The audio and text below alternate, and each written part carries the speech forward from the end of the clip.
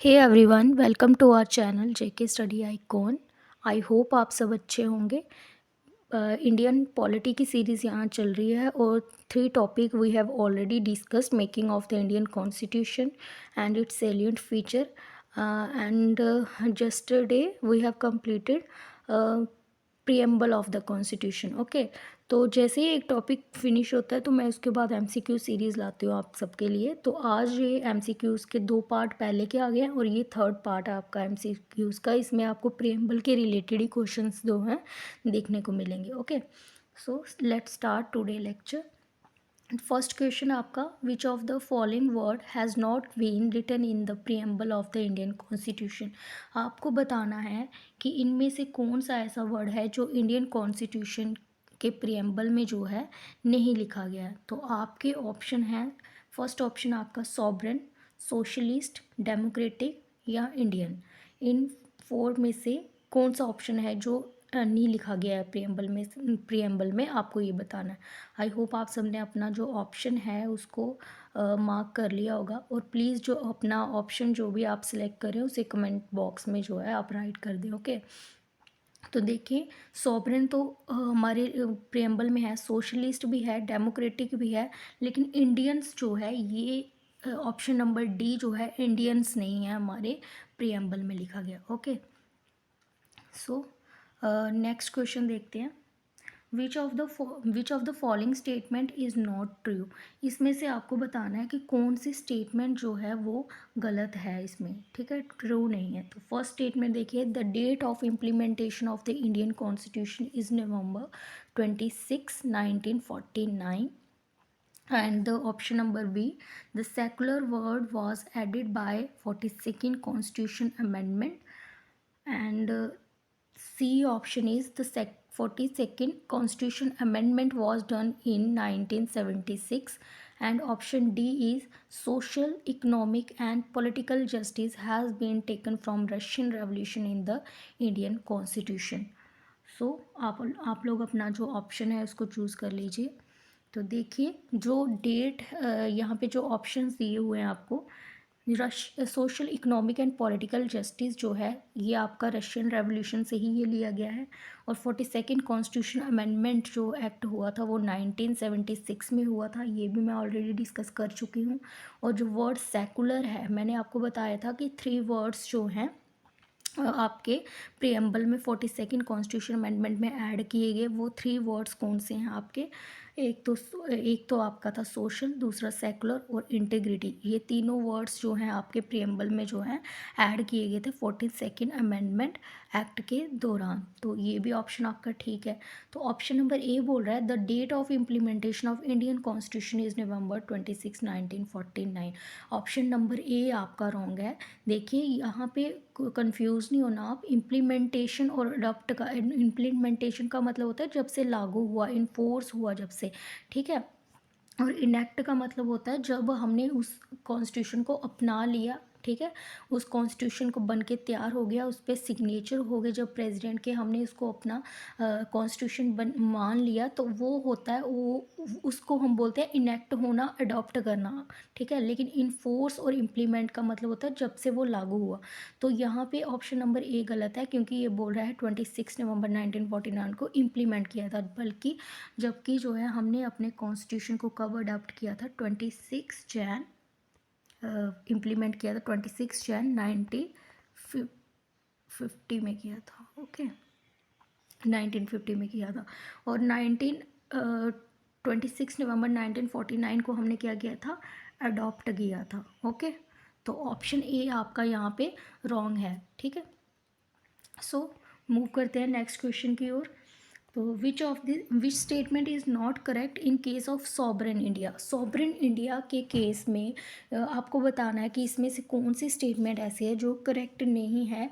Sovereign word जो है आपको क्या बताता है, मैं आपसे बहुत डीपली जो है सॉवरेन का जो है मैंने डिस्कस किया था, तो आपको इसमें से जो है रॉन्ग स्टेटमेंट बतानी है। तो फर्स्ट ऑप्शन आपको दिया गया, फर्स्ट स्टेटमेंट आपको दी गई, India is not a dependent on any other country. India किसी और कंट्री पे डिपेंडेंट नहीं है, ठीक है। फर्स्ट आपको स्टेटमेंट ये बोल रहा है। ओके, और फर्स्ट स्टेटमेंट आपको बोल रहा है कि इंडिया जो है किसी पे डिपेंडेंट नहीं है, तो फर्स्ट स्टेटमेंट ये बोल रहा है। सेकंड बोल रहा है कि India is not a colony of any other country affairs, ठीक है, इंडिया किसी अदर कंट्री की कॉलोनी नहीं है। India can give any part of its country to any other country. And third last one बोल रहा है India is oblige to obey the UN in its internal affairs, ठीक है। तो सॉवरेन का मैंने आपको मतलब बताया था, सॉवरेन का मतलब होता है इंडिपेंडेंस होना, ठीक है, किसी का ना ही किसी का डिपेंडेंसी होना, ना ही किसी का डोमिनियन होना, ठीक है। तो अपने इंटरनल और एक्सटर्नल अफेयर्स जो हैं वो इंडिया जो है खुद जो है उस पर डिसीजन लेगी, किसी और अदर कंट्री का कोई इंटरवेंशन नहीं होगा, कोई इंटरफेरेंस जो है नहीं होगा। सोवरेन हमें ये दिखाता था। और मैंने आपको पढ़ाया था कॉमनवेल्थ का के बारे में पढ़ाया था, और यूएन के बारे में भी मैंने उसमें आपको बताया था कि इंडिया जो कॉन्स्टिट्यूंट असेंबली में जब जवाहरलाल नेहरू जी ने कहा कि हम लोग जो है कॉमनवेल्थ के जो है मेंबर रहेंगे, तो इसमें बहुत कंट्रोवर्सी हुई थी कि कहीं जो है इससे हमारी जो सोवरेंटी है, हमारी इंडिपेंडेंस को कोई हार्म ना हो। तो फिर उस टाइम जो है नेहरू जी ने जो है क्लियर किया था असेंबली में इस बात को कि अगर हम जो कॉमनवेल्थ का मेंबर बन रहे हैं या यूएन का मेंबर भी जो है इंडिया 1945 में बन गया था, तो उन्होंने कहा था कि अगर हम इन दोनों का मेंबर बन रहे हैं तो इसका मतलब ये नहीं है कि ये हमारे इंटरनल और एक्सटर्नल अफेयर्स में जो है कोई इंटरवेंशन करेंगे, कोई इंटरफेरेंस करेंगे। हम लोग जो है इसके मेंबर बन रहे हैं क्योंकि हमने जो है अदर कंट्रीज़ के साथ अपने जो रिलेशन है, फ्रेंडली रिलेशन जो है वो बनाने के लिए जो है हम इसके मेंबर बन रहे हैं। अगर हमें इन फ्यूचर लगता है कि हमारे जो है इससे हमारी सॉवरेंटी पे कोई इफ़ेक्ट हो रहा है, तो हम जो है इस जो अलाइंस जो हम बना रहे हैं इससे हम जो क्या कर सकते हैं, हम इसे टर्मिनेट भी कर सकते हैं। तो आपको यहाँ पे देखिए India is not a dependent of any other country, first option बिल्कुल सही है कि हम किसी के डिपेंडेंट नहीं है, ना ही बी ऑप्शन भी सही है, ना ही हम किसी कॉलोनी का पार्ट है, ठीक है। India can give any part of its country to any other country, ठीक है। ये भी मैंने आपको बताया था कि अगर हम सॉवरेन हैं तो हम इंडिपेंडेंट हैं कि हम अपनी कंट्री का पार्ट किसी दूसरी कंट्री को दे सकते हैं, और दूसरी कंट्री का पार्ट, फॉरेन कंट्री का पार्ट जो है अपने अंडर भी ले सकते हैं, ठीक है। बाउंड्री एग्रीमेंट के थ्रू ये सब चीज़ें होती हैं, ठीक है।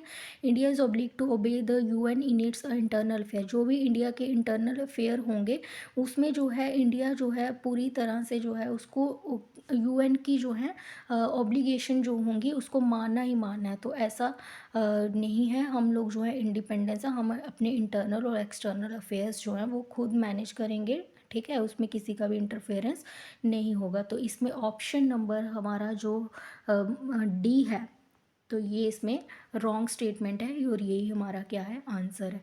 आई होप आपको समझ आया होगा, ठीक है।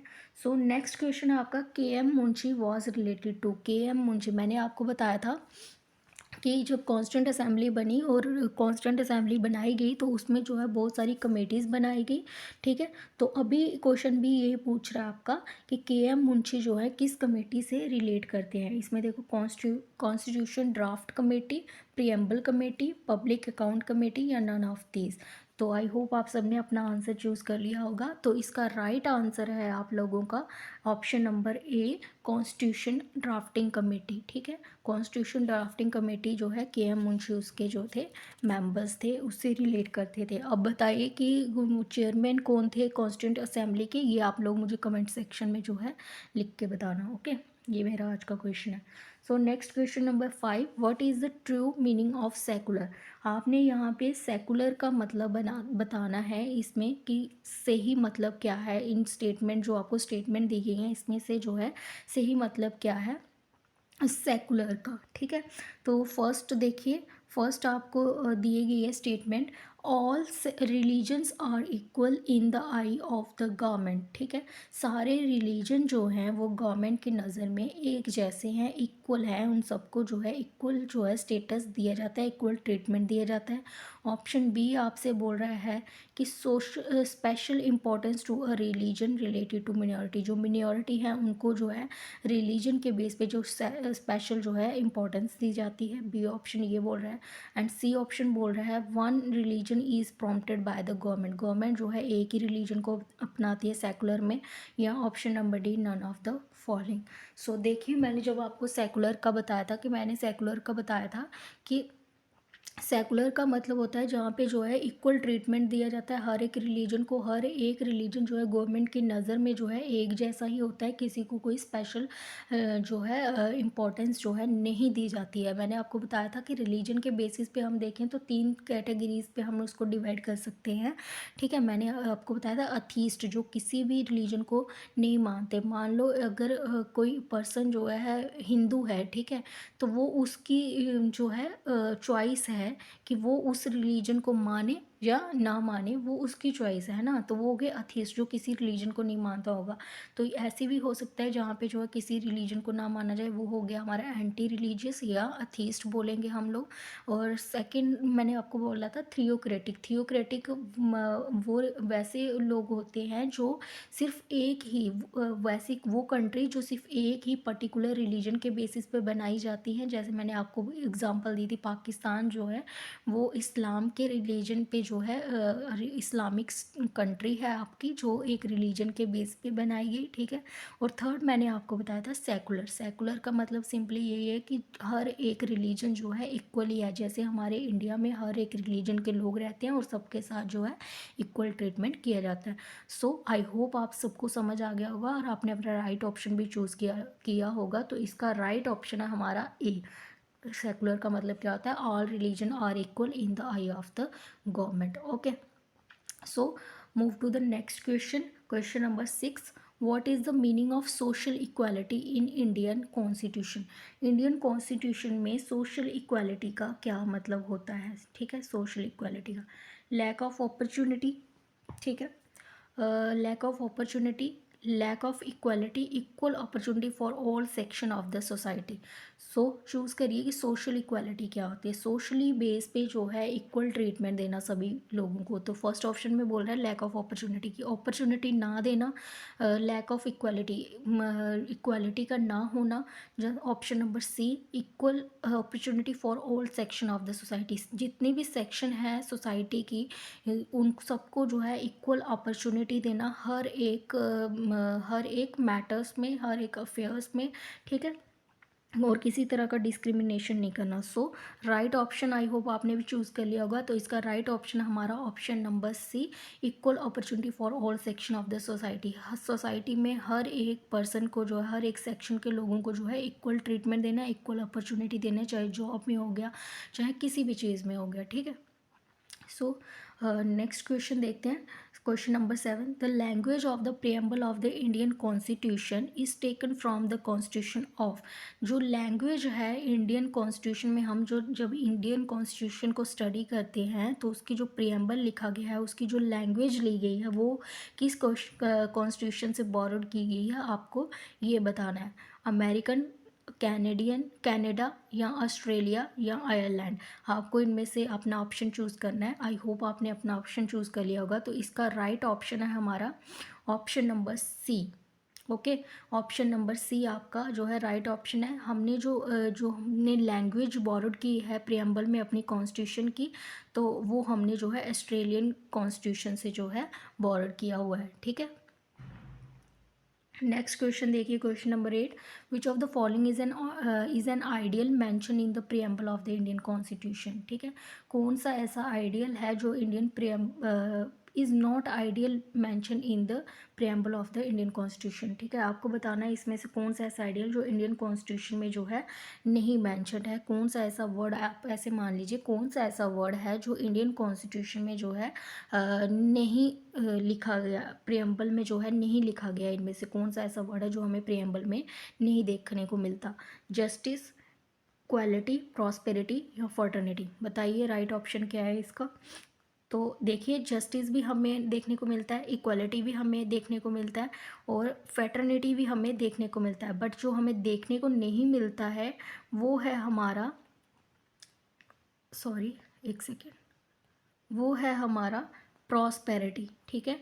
प्रॉस्पेरिटी हमें जो है अपने प्रियम्बल में जो है कहीं भी हमने नहीं देखा, ठीक है। सो आई होप आपने भी अपना राइट आंसर चूज़ किया होगा। सो next question, question number 9, the preamble of the Indian constitution start with the phrase. जो आपका इंडियन कॉन्स्टिट्यूशन स्टार्ट होता है वो किस फ्रेज से स्टार्ट होता है। तो आपके ऑप्शन देखिए, ए ऑप्शन आपको दिया है we the people of India, and A B option आपको दिया है in the name of God, जहाँ फिर option number C India a sovereign socially secular democratic and republic, और ऑप्शन नंबर डी आपको दिया to secure to all its citizen. So right option आप लोगों ने भी चूज़ कर लिया होगा। जब भी हम अपना प्रियम्बल जब स्टडी मैंने आपको टेक्स्ट पढ़ाया था तो उसमें सबसे पहले यही लाइन थी, फर्स्ट लाइन जो है इसी से स्टार्ट हुआ था हमारा preamble, we the people of India से। ठीक है, तो option number A is right one. इस फ्रेज से जो है हमारा कॉन्स्टिट्यूशन का जो प्रियम्बल है वो स्टार्ट होता है, we the people of India. Okay, so next question, question number 10 देखिए, the preamble of the Indian constitution was adopted on, जो हमारा प्रियम्बल है इंडियन कॉन्स्टिट्यूशन का उसको हमने किस डेट को अडॉप्ट किया था वो आपको मुझे बताना है। ठीक है, वो आपको बताना है कि हमने अपने प्रियम्बल को कब जो है अडॉप्ट किया था। जब प्रियम्बल पढ़ा रही थी तो मैंने जब टेक्स्ट पढ़ा था तो उसके लास्ट में जो है वो भी डेट मेंशन थी। तो आप अपना ऑप्शन जो है राइट चूज़ करके कमेंट बॉक्स में लिख दीजिए। ऑप्शन नंबर ए है 26 जनवरी 1950, ऑप्शन बी है आपका 26 नवंबर 1949, ऑप्शन सी है आपका 15 अगस्त 1947 एंड ऑप्शन डी है आपका 9 दिसंबर 1946। आई होप आप सब ने अपना जो है ऑप्शन चूज़ कर लिया होगा और कमेंट सेक्शन में जो है उसे भी राइट कर दिया होगा। ठीक है, सो देखिए इसका राइट ऑप्शन जो है वो है आपका ऑप्शन नंबर बी। ठीक है, ऑप्शन नंबर बी आपका जो है राइट ऑप्शन है 26 नवंबर 1949। 26 नवंबर 1949 को ही हमने अपना कॉन्स्टिट्यूशन अडॉप्ट किया और इसी दिन ही हमने अपना प्रियम्बल जो है उसको अडॉप्ट किया था। ठीक है, जब हमारा पूरा कॉन्स्टिट्यूशन बनकर तैयार हो गया था तभी जो है हम लोगों ने अपना जो है प्रियम्बल जो है उसको अडॉप्ट किया था। ओके, और मुझे क्वेश्चन बताइए, चलो मैं लास्ट में पूछूंगी आप लोगों से। So next question, question number 11, which of the following ideal in the preamble emphasize the unity and the integrity of the nation. ठीक है, इसमें से ऐसा कौन सा वर्ड है, ऐसा कौन सा आइडियल है जो ज़्यादा जो है स्ट्रेस देता है, जो ज़्यादा जो है इम्पोर्टेंस देता है unity and integrity of the nation को। ठीक है, कि आपको यूनिटी और इंटीग्रिटी है जो नेशन की उसको मेंटेन करके रखना है, कौन सा वर्ड ऐसा है जो ज़्यादा जो है इस पर एम्फसाइज करता है, इसको इस पर ज़्यादा स्ट्रेस करता है। ठीक है, इस पर ज़्यादा स्ट्रेस डालता है। तो फर्स्ट ऑप्शन आपका जस्टिस, बी ऑप्शन आपका लिबर्टी, सी ऑप्शन है आपका इक्वालिटी और डी ऑप्शन है आपका फेटर्निटी। सो आप सब ने भी राइट ऑप्शन चूज़ कर लिया होगा। तो इसका राइट ऑप्शन है हमारा ऑप्शन नंबर डी, फेटर्निटी। मैंने आपको बताया था फेटर्निटी का मतलब होता है सेंस ऑफ ब्रदरहुड, मतलब एक ब्रदरहुड की फीलिंग होना। ब्रदरहुड की फीलिंग कैसे हो सकती है, अगर हमारी जो है हम लोग जो है एक दूसरे की डिग्निटी का जो है प्रोटेक्ट करें, उसको सिक्योर करें, उसकी रिस्पेक्ट करें। अगर हर एक सिटीज़न जो है कंट्री में अगर डिग्निफाइड है, उसको लग रहा है कि मैं मेरी डिग्निटी पे कोई हार्म नहीं हो रहा है, तो उससे क्या होगा, एक कंट्री के बीच में यूनिटी और इंटीग्रिटी जो है वो मेंटेन रहेगी। अगर अगर एक कंट्री में जो है डिग्निटी ही नहीं होगी, हम लोग एक दूसरे की डिग्निटी की रिस्पेक्ट ही नहीं करेंगे एक इंडिविजुअल की, तो उससे क्या होगा, उससे भाईचारा कभी भी, फ्रेटर्निटी कभी भी नहीं आ सकती है। मैंने आपको कल ही डिस्कस किया था कि उसके अगर हम लोग जो है एक दूसरे की डिग्निटी की रिस्पेक्ट नहीं करेंगे तो कंट्री में कभी भी जो है फ्रेटर्निटी नहीं आएगी। अगर फ्रेटर्निटी भाईचारे की फीलिंग नहीं होगी तो हमारी कंट्री में यूनिटी और इंटीग्रिटी भी नहीं होगी, क्योंकि ये तीनों चीज़ें जो है एक दूसरे के साथ जो है एक दूसरे के साथ जो है क्या करते हैं, रिलेट करते हैं, एक इंटरकनेक्शन है इन तीनों वर्ड्स का। Okay, so move to the next question, question number 12। ये आज का लास्ट क्वेश्चन आपका, और एक क्वेश्चन मैं आपको पूछूंगी, वो आपने मुझे एज अ होमवर्क आप मुझे क्या करोगे, कमेंट बॉक्स में जो है दोगे आंसर इसका। ओके, क्वेश्चन नंबर 12 देखिए, the preamble of the Indian constitution reflect the influence of which historical document. हम जो अपना प्रियम्बल देखते हैं इंडियन कॉन्स्टिट्यूशन का, इसमें हमें किस कंट्री का जो है या किस हिस्टोरिकल डॉक्यूमेंट का जो है इन्फ्लुएंस देखने को मिलता है। जहाँ ये भी आप कह सकते हो कि जो इंडिया के कॉन्स्टिट्यूशन में प्रियम्बल डाला गया है, इसका इन्फ्लुएंस जो है, इसकी इंस्पिरेशन कहाँ से लेके जो है डाला गया है। तो ऑप्शन है आपके, सो ऑप्शन नंबर ए है यूनाइटेड स्टेट के कॉन्स्टिट्यूशन से, द माग्ना कार्टा के, या फिर the universal declaration of human rights से, या फिर द इंडियन इंडिपेंडेंस एक्ट 1947 से। सो इसका राइट ऑप्शन जो है वो है आपका option number A, the United state constitution. मैंने आपको बताया था कि फर्स्ट जो है अमेरिकन कॉन्स्टिट्यूशन ही ऐसा कॉन्स्टिट्यूशन था जो फर्स्टली जो है प्रियम्बल से स्टार्ट हुआ था, और उसके बाद बहुत सारी कंट्री ने जो है इससे इन्फ्लुएंस होके जो है इसको अपनी जो है फॉलो किया इसको, और इसको प्रैक्टिस में लाया। तो उसमें से हमारी इंडिया भी ऐसी थी जिसने अपना कॉन्स्टिट्यूशन जो है वो प्रियम्बल से स्टार्ट किया। ठीक है, तो राइट ऑप्शन इसका है ऑप्शन नंबर ए। आई होप आप सब ने भी अपना ऑप्शन जो है मार्क किया होगा। सो आज का क्वेश्चन है आपका आज का क्वेश्चन है आपका क्वेश्चन नंबर 30 मैं आपको दे रही हूँ। प्रियम्बल जो है हमारा, preamble of Indian constitution is modified version of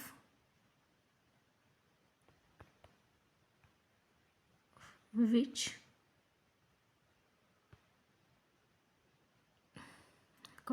modified version of which document. ठीक है, आपको ये बताना है कि जो हमारा प्रियम्बल है ये किसका मॉडिफाइड वर्जन है। ये आपको क्वेश्चंस है, आपने इसका आंसर मुझे कमेंट बॉक्स में देना है। So this is all about today lecture. MCQs part 3 हम लोग जो हैं कर चुके हैं आज, और कल से जो है हम जो नेक्स्ट क्वेश्चन जो है सुपरवाइज़र के एग्ज़ाम के सिलेबस में जो मेंशन होगा पॉलिटी का, कल से हम वो स्टार्ट करेंगे। आई होप आप सबको आज का लेक्चर जो है अच्छा लगा होगा। ठीक है, तो अगर अच्छा लगा तो प्लीज़ वीडियो को लाइक करो और चैनल को सब्सक्राइब करो और बेल आइकन को हिट करो, ताकि आपको हर एक वीडियो लेक्चर जो भी अपलोड होता है उसकी नोटिफिकेशन आपको सबसे पहले मिले। ठीक है, सो मिलते हैं नेक्स्ट क्लास में। तब तक के लिए आप रिवाइज़ करें चीज़ों को। Thank you so much for watching. Have a nice day.